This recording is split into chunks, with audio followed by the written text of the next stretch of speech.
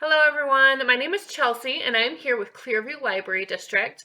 Welcome back. This is challenge number 3 of Family Cooking Challenge. Okay, so the past couple of weeks we've been having some real fun with you guys. Summer adventure program still going on.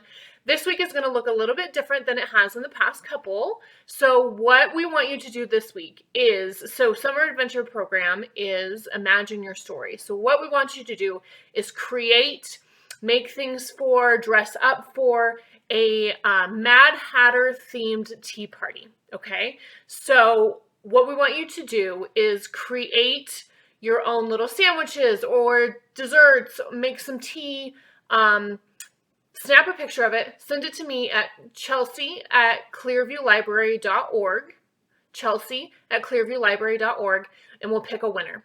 So we want you to get really fun, really creative with this one, guys. You are going to don your favorite tea party hat, get dressed up, use some cool, fun props, obviously your favorite tea, your favorite sweetener, make some little sandwiches, go as English or as American as you want. We just want you to have a ton of fun with this one.